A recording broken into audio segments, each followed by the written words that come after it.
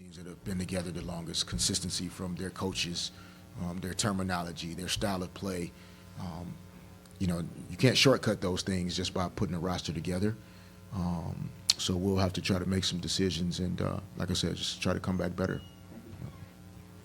Hey, Coach Alden Gonzalez with ESPN over here. My question was kind of related to that, but on Connecticut's side, that's a starting group that has logged a lot of minutes together.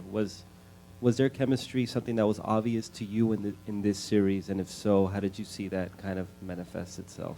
How did they get an advantage out of that? Yeah, no, I think their group is extremely connected.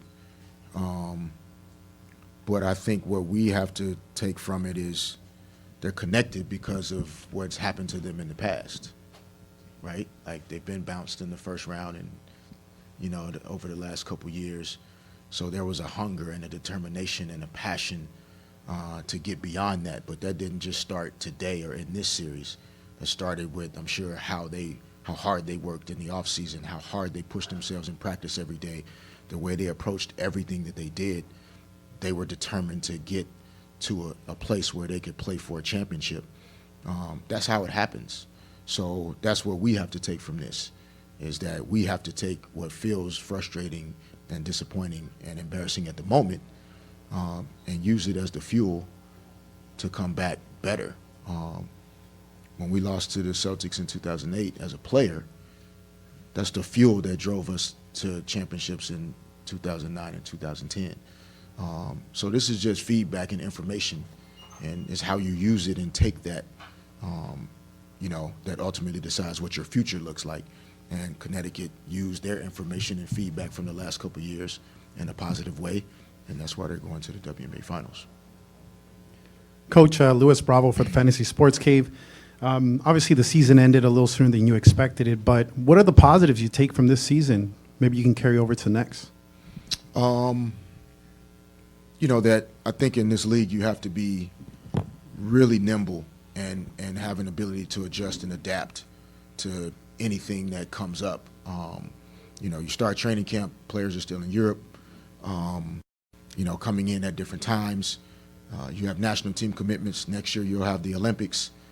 So there's always something flying at you that makes it hard actually to build connection, chemistry, camaraderie, trust, faith in one another, because you don't spend as much time together as you think, going into a season.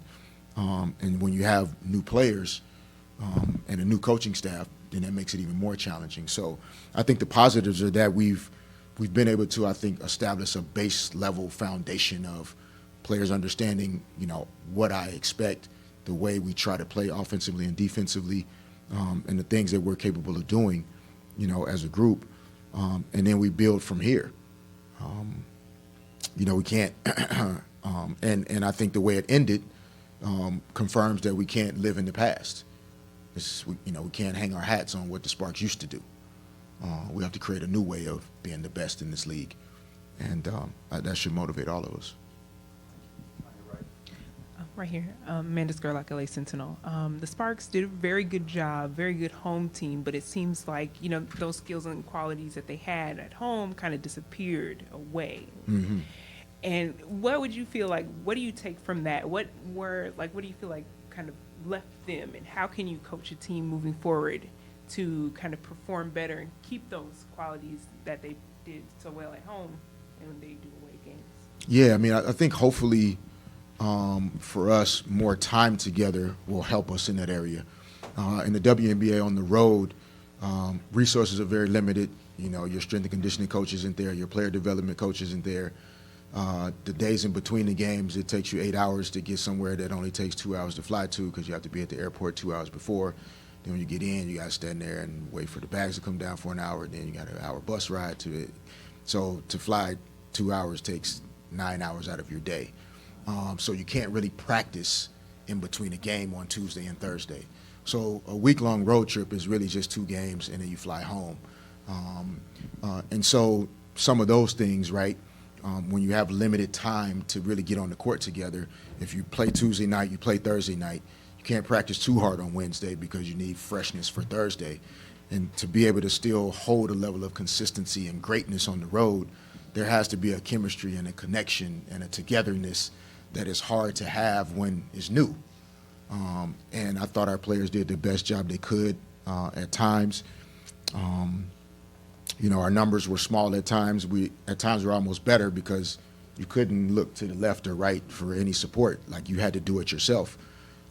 And as our roster came back and was whole and full, you know, and I take responsibility for we didn't quite find a way with all 12 players in terms of how to play, who's playing, the minutes, the style of play, et cetera.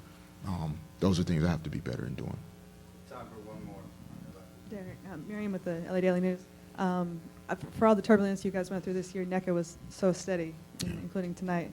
And with everything else she has got going on with being president and all, can you just kind of speak to that and why she's so special? Yeah, I mean, you know, in order to build, you know, I think a really special, you know, organization in sports, you know, there have to be, you know, like these individual people and players that, because of the way they're wired and kind of who they are, they help you establish a culture and a foundation and a way of doing things that then allows you to hold everybody else accountable to a certain level. And I think in a lot of ways, you know, that's what Nega has been for us, is that person that every day her approach is the same. She comes in to work hard. She comes early. She'll stay late. And even though she's a verbal leader at times, she leads by example in terms of how hard she plays and how much she puts into it. So the success that the team and organization have had in the past wouldn't be what it is without her. And, you know, I think that she's one of those players that, you know, any hopes we have to, you know, be successful in the future, you know, she's the type of player that does the things we want to have on this team. And, you know, hopefully we can move forward together in the right way and, you know, give her a chance to take some championship success again real soon in her career. Thank you. Thank you guys, everybody, especially all the locals, and, you know, seeing you guys all year. Appreciate the support of our team and everything, and we'll be back next year.